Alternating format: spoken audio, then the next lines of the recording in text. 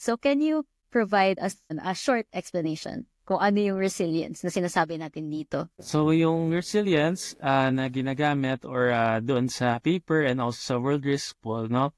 It is the capacity of a community or an individual na mag-bounce, not only bounce back, but actually bounce forward din. So yung capacity nila na kapag sila ay nagkaroon ng disturbance or nagkaroon ng disaster, for example, pag naapektuhan sila, ano yung capacity nila na makabalik sila ulit doon sa dati nila na kakayahan, no, na mag-earn and also mabuhay, mag-survive. And then of course, paano pa nila to ma-improve, no, yung capacity nilang mag-absorb at saka mag-survive.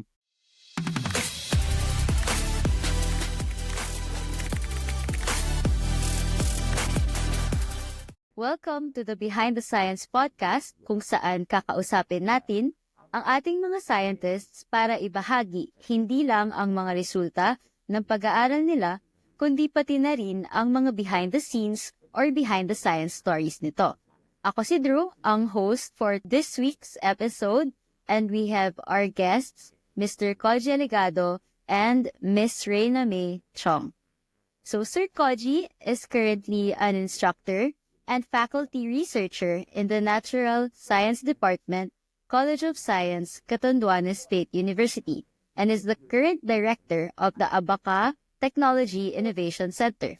He teaches ecology and coastal resource management to biology and environmental science undergraduate programs and shares his knowledge to coastal and agricultural communities in the university's ongoing extension activities. He is an MS Marine Science graduate and a registered microbiologist. His research interests include investigating microbial communities using molecular and geochemical tools and climate vulnerability assessment and risk-based management in coastal communities.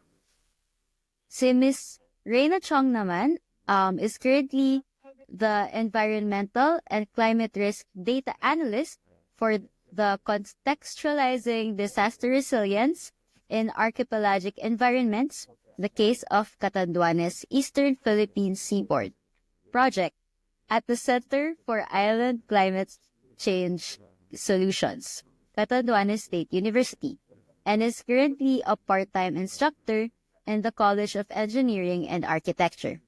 Her work focuses on analyzing climate and disaster risk data, utilizing geographic information systems to assess vulnerabilities, and supporting research initiatives that contribute to evidence-based disaster resilience planning. So, magandang hapon, magandang gabi po sa inyong dalawa. Kumusta po kayo? Evening. Okay naman. I guess let's start with yung background nyo. So, when did you realize that you wanted to work in the science sector, and paano kayo nag-arrive doon sa current field na inaaral niyo ngayon? So, sino pong gustong mauna sa inyong dalawa? Sige, kahit start muna ako. Sige po. Mabilis lang. Science sector na siguro yung realization na I really wanted to work in the science sector. Talagang na-feed or nag-start yan sa parents ko. So, I grew up in a somehow academic environment because yung father ko is a professor sa UP Los Baños. Oh. And as a professor, of course, nung bata ako, nakapavisit ako either sa laboratory or doon sa buildings kung saan siya nagtuturo as well as saan siya nag-research. So, immediately, parang andun yung exposure and familiarity doon sa environment na research. But eventually, yung talagang nag-ignite or kumbaga nagkaroon talaga nagbigay ng passion sa akin to be in the sciences is nung yung mga documentaries. May mga documentaries ako na napapanood na na-enjoy ko talaga kahit nung bata pa ako, especially yung mga nature documentaries. Tapos I guess parang doon talaga na-build na I really wanted to work in a environment na kumbaga related to nature conservation, ganyan, or ma-expose talaga. So yan talaga yung I think personally, na-build talaga yung passion ko pagdating talaga sa sciences, talagang sa nature documentaries. Ayun, yung mga David Attenborough, ganyan. Yung Ah, mga mga yeah. Discovery Channel ba to na Oo, documentaries, yan. ganyan? Discovery Channel, na National Geographic yan. Oo. Yeah. Uy, maganda Yes. nga yung mga documentaries nila dun. Doon Um, talaga. Ayun. Kung paano ako napunta, later na lang. Paano ako sige. napunta sa sige, si Ray na muna. Sa akin naman, sir, unlike you, kung nung bata ka pa lang, sir, ano ka na, parang na-build na yon. Sa akin naman, since elementary, more on math talaga ako hanggat sa mag-college. Kaya ako nag-CE. Kasi feeling ko, pag CE, mga engineering courses, puro lang yan math. Pero, nag-change yung lahat, nagtitesis na po. So, initially po talaga, yung thesis ko is about software na ginagamit ng mga engineers sa ibang bansa. Tapos, paano i-apply yun sa Philippines since mas mabilis yun, mas madali. Unfortunately, na-reject siya. So, kailangan ko mag-isip ng another topic. Tapos, parang tinanong ako na ng advisor ko, si Sir Andre Cruz, na kung ano ba yung interests ko. And sakto, nung time na nagtanong siya kung ano yung interest ko is, madalas nagla-landslide nun sa Catanduanes dahil sa rainfall, sa bagyo. Tapos sobrang lala nung mga naging effects niya na nangyayari ay na-isolate yung mga municipality, so nahihirapan makarating sa kanila yung mga tulong if kailangan nila ng mga relief goods. So parang doon na ako nakapag-focus doon na parang gusto ko nga mag-investigate about landslides. So parang nag-research ako about landslide, tapos ayun, pinresent ko siya, and ayun yung na-approve. So parang from there, ayun na yung naging point of yun yung point kung saan parang nasabi ko, parang interesting yung mga about sa mga environments kasi sobrang bukod sa nakakatulong siya ma-analyze and pag na-analyze mo yun, ma-reduce mo yung possible na maging effects nun sa mga people. So parang yun na talaga yung nag-start na to think after graduate. Nakapag-work din ako sa mga construction projects pero hindi ko talaga siya na-enjoy. So, parang nung nagkaroon ako ng opportunity to work with the C2C project, kung saan ako right now, yun yung nakapagpa-boost pa nung, nung pagka interest, yung interest ko sa science. So, yun na din yung answer ko dun sa paano ako napunta sa current job ko. So, yun po. So, gusto niya talaga yung disaster resilience, mga ganyan. More on Disaster disasters. management. Kaya sa Ganyan. landslides, nagsimula ang lahat. Oo. Yung Kayo, sa sir? akin, ayun, so yun na nga, parang may passion na ako pag related to nature. Tapos ang nangyari, naging, nung sa college, so yung naging course ko naman sa'yo ay civil eng, no? Sa akin is biology. No, actually, yung pinakauna talaga, vet med. Tapos parang sabi ko kasi I wanted to be a wildlife vet. Kasi yun nga yung mga napapanood ko nature documentary, ganyan. Pero nakapasok ako ng vet med, pero eventually nag-decide ako, parang wala masyadong research sa vet med. Although meron naman, of course. Pero yung pinaka-focus na talaga is yung sa medicine. So, parang more research, ganyan. So, I shifted to biology. And then sakto na naging ecology yung track ko or yung ko doon, yung major. So yan na, nandun na yung environment, ecology, yung intersection ng, let's say, society tsaka biology kasi nga ecology siya. Tapos ayun na, naging ecology graduate ako, and then yung sumunod doon, nag-work ako sa MSI as a RA. And then that's how I got the idea na mag-masteral ng marine science. So andun pa rin, baon ko yung ko sa ecology, yung knowledge ko or yung background ko doon, umasa ko ng marine science. So doon nag-cross yung research ko nung thesis na microbiology and geochem as well as marine science. So yan, nagko-cross na siya. Tapos yung passion ko on, let's say, environment and climate change and disaster is nandun pa rin because I learned all of that nung ecology pa lang ako na major. So eventually, when I graduated marine science, yung nagkaroon ako ng teaching job and there was an opportunity na magkaroon ng research then related to climate change and disaster resilience, doon na pumasok yung I was able to apply all of that, like ecology, marine science, and different fields. So yun, naghalo-halo na lang siya. Ay, maganda naman talaga kasi yung mga interdisciplinary na studies, Yes. di ba? Yung Oo. science and society, mga ganong Yes. atake. Charot. Yes. Oo. So, ayun. So, moving on po to your paper, today, we will be featuring your study, Evolving Disaster Resilience in the Philippines.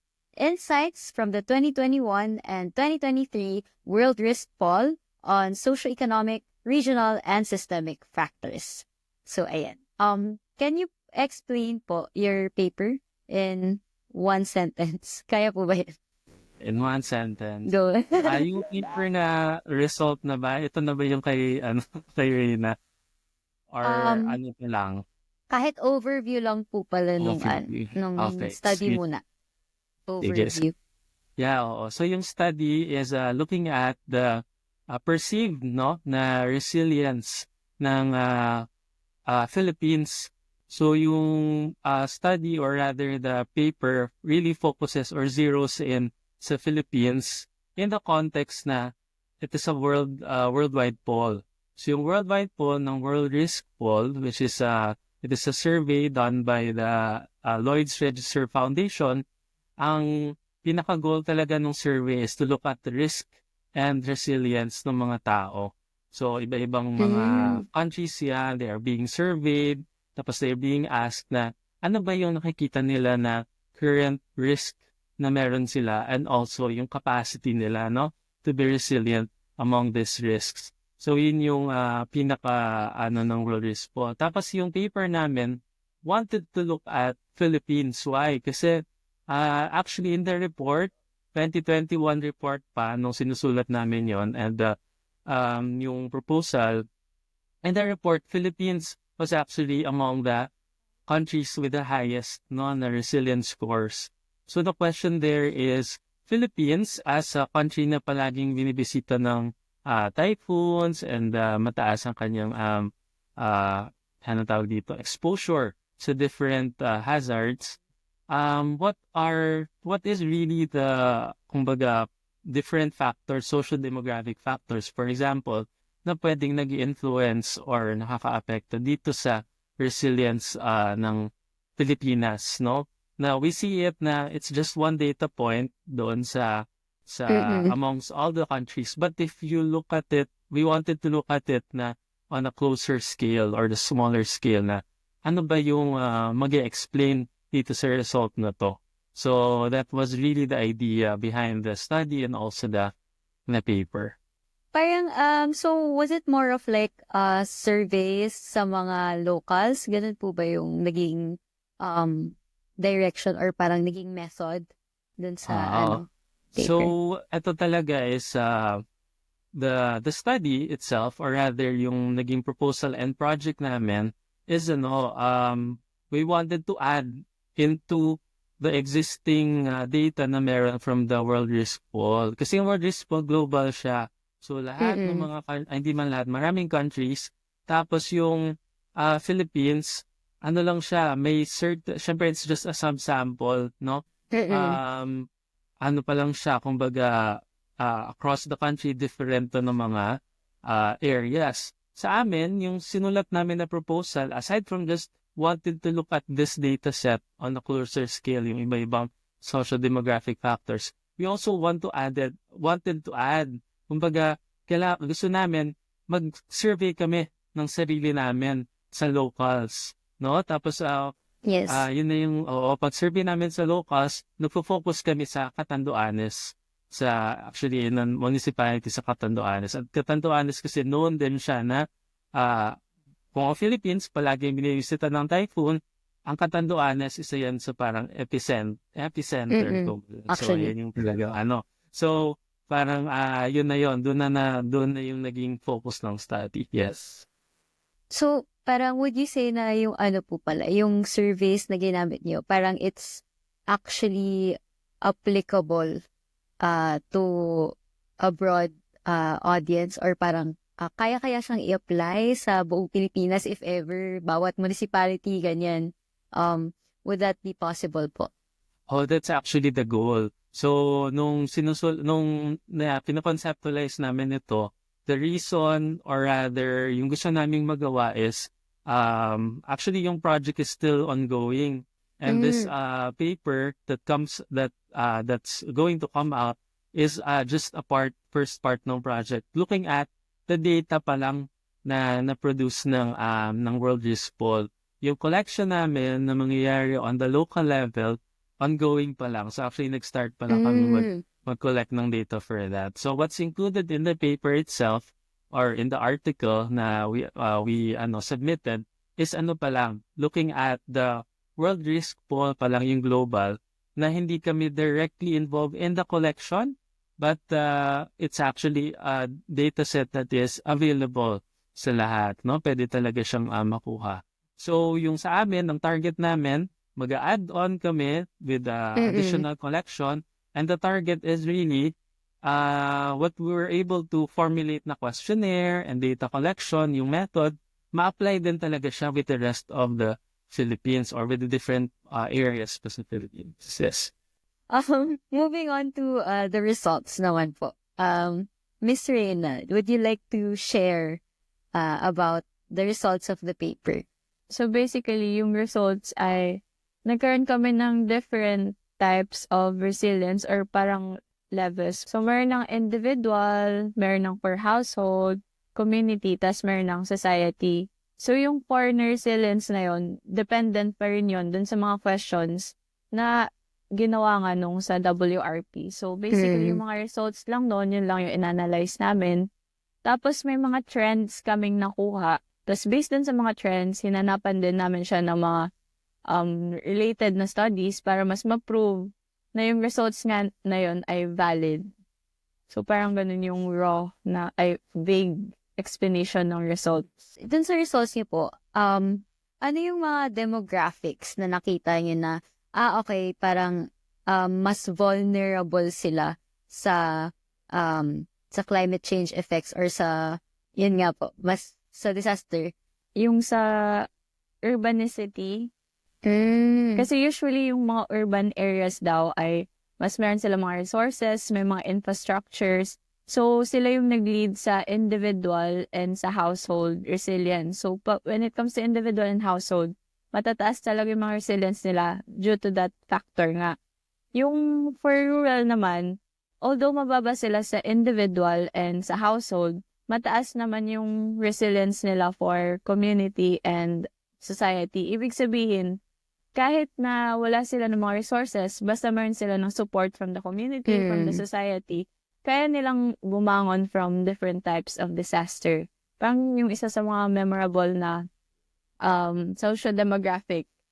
For gender naman, siguro hindi masyadong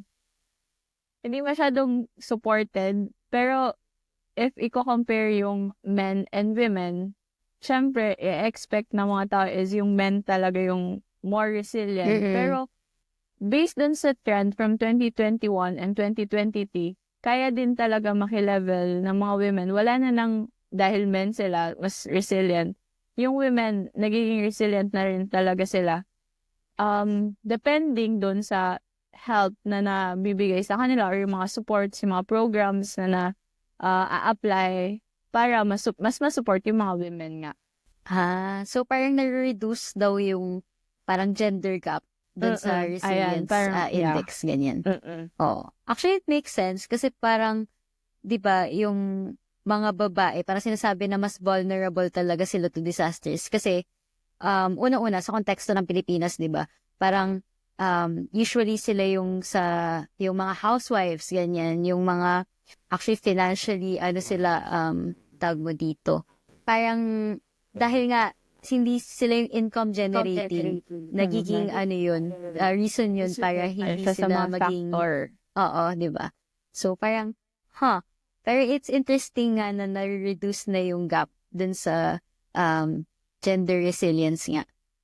Question po pala, for our viewers, kasi baka mamaya resilience tayo na resilience dito, tapos hindi pala nila alam kung ano yung ibig sabihin ng resilience. So can you provide us an explanation, a short explanation kung ano yung resilience na sinasabi natin dito? Oo. So yung resilience na ginagamit or doon sa paper and also sa World Risk Poll, no? It is the capacity of a community or an individual, so iba-ibang level siya, no, na mag-bounce, not only bounce back, but actually bounce forward din. So yung capacity nila na kapag sila ay nagkaroon ng disturbance or nagkaroon ng disaster, for example, pag naapektuhan sila, ano yung capacity nila na makabalik sila ulit doon sa dati nila na kakayahan, no, na mag-earn and also mabuhay, mag-survive. And then of course, paano pa nila to ma-improve, no, yung capacity nilang mag-absorb at saka mag-survive in the future disaster. So it's really bouncing back, capacity to bounce back and bounce forward. Ayan po yun. So para siyang adaptation, your capacity to adapt to Yes. disasters, ganyan. Yes. Yan. Paano niyo pala na-fund yung research na ito? Ano po yung fund sources niyo? Oo. So this is again through a project na aming na propose and na grant. This is a project funded by the Lloyd's Register Foundation mismo. So oo. So yung interest namin is really on climate change and disaster resilience. Yung funding, yung mga they opened the call for proposals that would work, no, for projects that would work on the data set ng World Risk Poll. And then we wrote a proposal kasi ito yung gusto namin gawin. We're in the Philippines, we're in Catanduanes, na very interested kami mag-work on this type of research. So we applied for a funding for this. So yun talaga yun. Kung sino yung nag-deliver ng World Risk Poll, ng survey, sila din yung nag-provide ng fund for this research. Okay. So Oo. parang in-applyan niyo siya. Hindi siya Yes. parang project na parang, okay, ito yung project, let's hire people. So parang more of, it's an application ng proposal.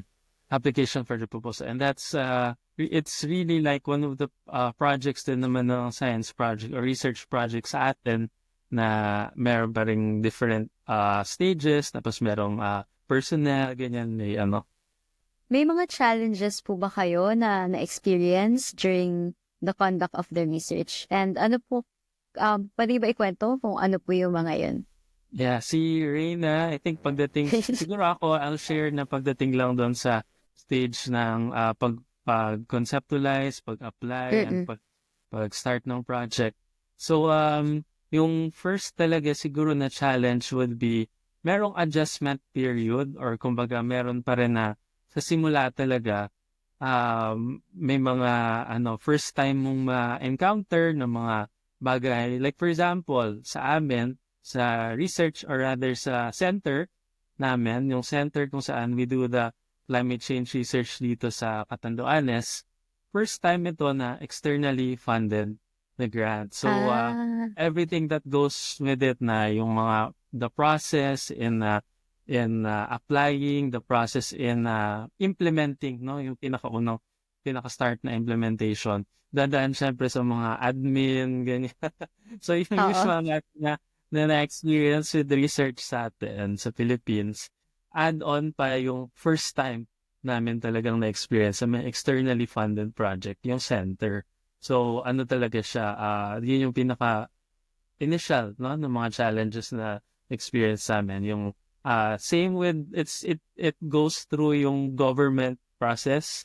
So, Mm. yeah, yung mga alam natin na Oo, mga, mga challenges kapag sa atin, yung sa procurement, funding ganyan. talaga, o procurement. So, para sa mga hindi familiar, yun talaga yun na it would take delays. It would take Mm-mm. your usual na mga ano matawag, bureaucracy.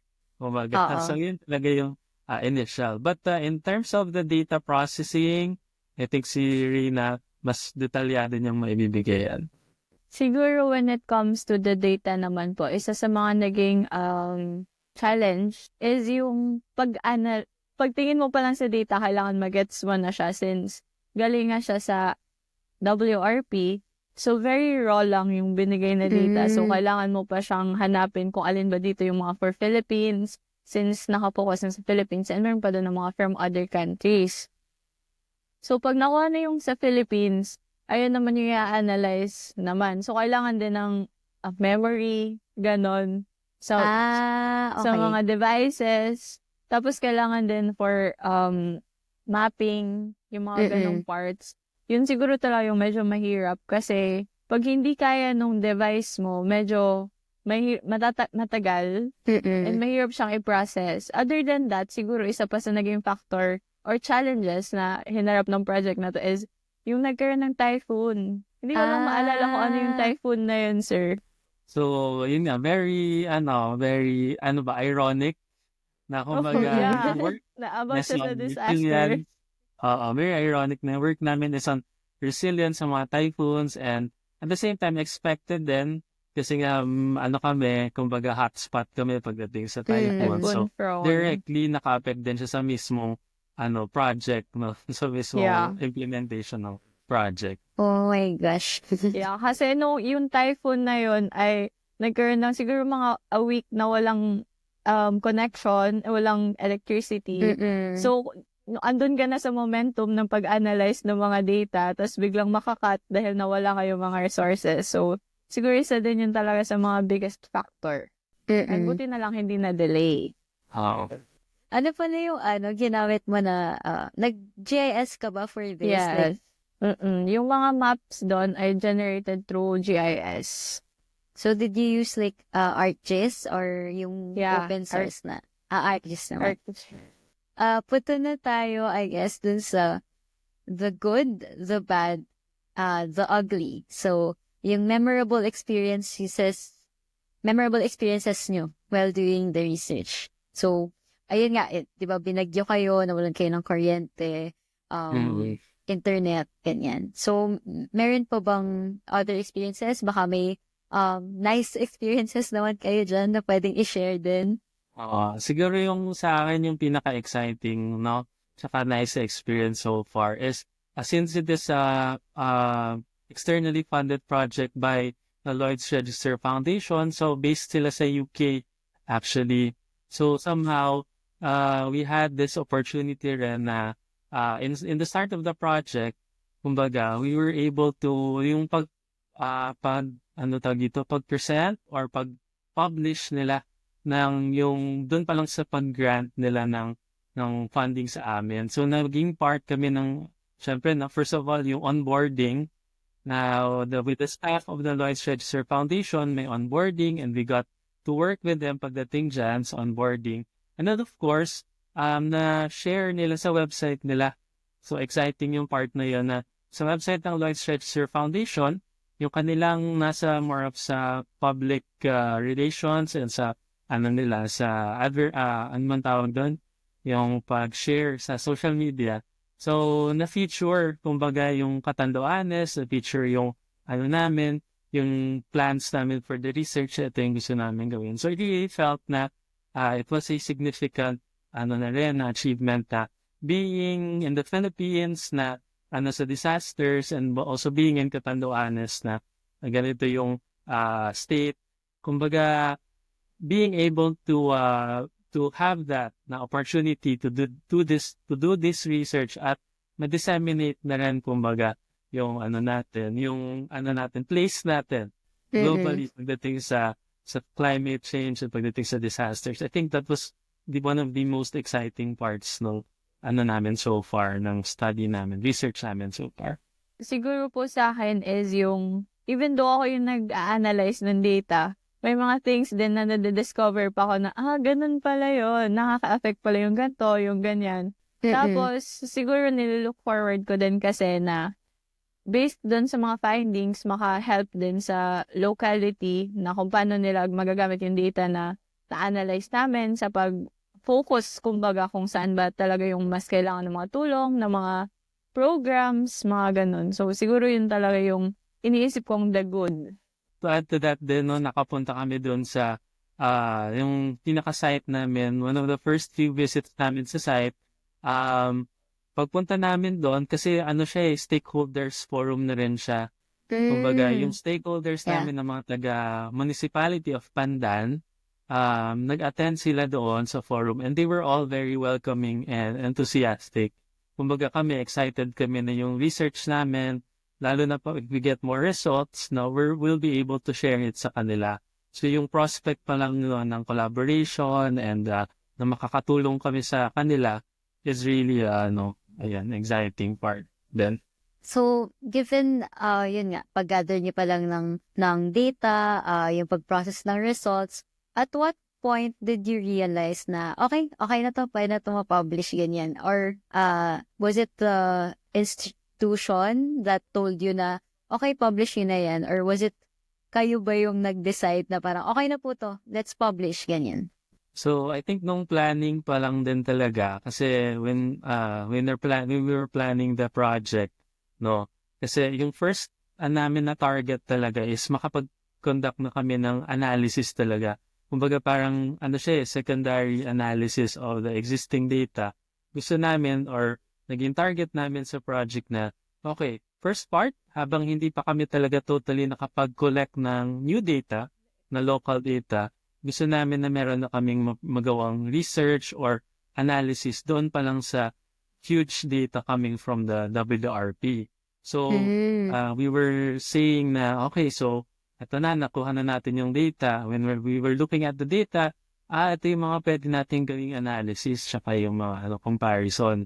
So, once na sa partner ni Reyna na she's doing most of the analysis na analytical work, nagtugma na ito yung target namin na makagawa kami ng ganitong klase ng analysis at makahanap kami ng mga patterns, trends, nagtugma na it was already good enough for a paper. Especially when we're looking at the other researches na rin na nagawa using the World Risk Pool. Sabi namin, okay, so this is actually in the other papers, ganito na rin yung level ng na meron kami. Ganito level of results na meron kami. Do you think po na your paper can be used for example, familiar po ba kayo sa yung mga coastal vulnerability studies, mga ganyan? Wala lang. Kasi parang usually, for coastal vulnerability, ang titignan ng mga tao is more of the physical vulnerability of the coast. So, actually, kulang pa tayo dun sa economic na side, ganyan. So, do you think this paper could help dun sa establish natin ng total coastal vulnerability index? Oo, actually I do think so. Kasi doon sa natin sa coastal vulnerability index, no, titingnan yung sa geohazards, yung sa sa physical na part. What we think na makakontribute talaga nito is since we are looking at yung risk perception or yung perception ng mga tao pagdating sa kakayahan nilang adapt sa disasters, ganyan, no? So, it will inform both yung, kunwari, yung sa mga policies, lalo na, no? So, sa coastal vulnerability, it will inform policies pagdating sa ano yung mga projects na pwedeng gawin para ma-improve yung physical part. But on the part na yung access ng mga tao pagdating sa resources, yung kanilang livelihood, types of livelihood na meron sila, and also yung socio-demographic, no, yung pagdating sa gender, sa income, and also yung kanilang distance from the urbanized na mga regions. So yung mga yon, mas bibigyan natin ng context na pag meron tayong physical na data pagdating sa causal vulnerability, mas madadagdagan natin yung justification kasi madadagdagan ng dimension yung ating knowledge pagdating sa kanilang vulnerability. Ayun. Okay. Thank you po for that answer. Meron na po ba kayong plans moving forward with the research? So yun nga, di ba, i-apply niyo siya sa other municipalities, tama po ba? Sa ngayon, dun pa lang sa isang municipality sa Pandan, pinaka-north na municipality na Catanduanes. Just to share, no, talagang itong municipality din na ito, yung isa sa most severely affected nung recent na typhoon last year, yung Typhoon Pepito. So, this municipality of Pandan, isa sila sa mga na-direct hit nung itong typhoon. Super typhoon siya. So, itong super typhoon na ito, ang laki rin ng damages na nakuha ng municipality of Pandan. So, kumbaga, moving forward, talagang we really aim na ma-implement ng maayos at na ma-receive ng maayos whatever yung data and results na makakuha namin. Ayun, on the general part, no, context lang. I think si Rina mas bibigay din siya ng pa yung sa moving forward activities namin. Siguro na-mention nga ni Sir Koji is yung C2C project, yung project from the LRF, is yung pinublish namin na paper is yung first part pa lang. So, sobrang marami pa siyang part. And, ayun, yun na yung mga idadagdag pa naming data. Tapos, after pa nun is yung actual na application na nun sa policies. So, siguro yun talaga yung mas nilalook forward namin kasi mas malayo pa yung maritime. Parang start pa lang talaga yung paper na yun as of now. Pwede palang balikan ko kayo next time, no? Parang kapag na-publish yun na yung paper na yun, guest kayo ulit dito. Parang updates, ganyan. Yes. Ayun. So, magdadagdag pa ako siguro sa moving forward namin and again, additional context. Ang daming context ng namin project eh. Kasi this is also through yung Balik Scientist program. And bakit? Kasi meron kami ka-collaborate na from UK din na Filipina.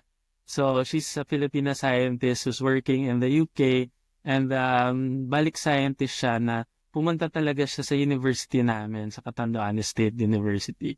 And moving forward, andito na siya last year for the proposal stage and sa start ng project. But really, and she's been working with us online, so remotely. But we're really excited na babalik ulit siya through the Balik Scientist program and makakasama namin siya sa data collection dun sa aming sa local level, no? So, excited kami na mag-conduct na ng fieldwork and then mag-conduct ng further analysis, ganyan, and syempre yung mga extension din namin, activities. Yeah. Si Dr. Deborah Tangunan, yung pangalan ng Balik Scientist. Yes. Si Ate Debs. Yes. Hi, Ate Debs. Shout out. Ayan. So, moving on dun sa final thoughts. So, to close this conversation, what is your advice to aspiring researchers, aspiring Filipino researchers? Yung sa akin na lang muna siguro is really value yung mga network and connections mo pag nag-research ka. Kasi for example, for our experience, no, napakalaking napakalaking factor and contribution na we had a Balik Scientist na na-form yung network or na palawak yung network namin to improve on our climate change studies and climate change research center. So that's really one of the advice that I can give you na try to network as much as possible. Kahit no opportunity man yan, like conferences or any event or any visiting kayo na scientist, magandang makausap sila. Ito yung centers, ito yung research na meron kami, baka we can work together. So yun talaga yung I think one advice nun na I think rin sa amin, nakatulong din sa amin. Sa akin po siguro be open to change. Kasi from my experience, graduate ako ng civil engineer, nagka-lisensya ako ng civil engineer, tapos yung field na wino-work ko now is as a data analyst or environmental data analyst. So, maging open lang siguro tayo sa change. Tapos, hindi ibig sabihin na kung ano yung path na sinimulan mo, yun na yung end game. Yeah. Kasi, diba, from na-experience yung rejection ko nung thesis, if hindi na-reject yung thesis na yun, iba, siguro wala ka dito sa project na to. Since hindi talaga siya related yung thesis ko, if na-accept yun, yung first na pinresent kong topic.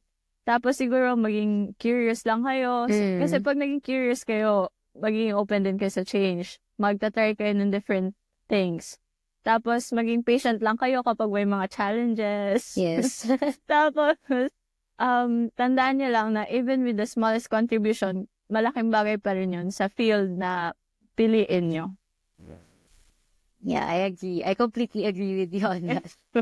Be open to change talaga. Ayun. May gusto po ba kayong i-promote about the project or something related, kanyan? Future endeavors?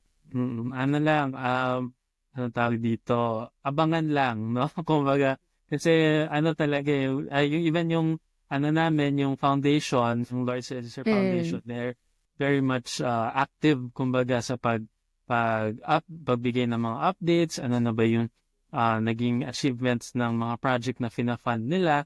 So, ayun, siguro stay tuned, kumbaga, sa kung ano pa yung magiging ano namin.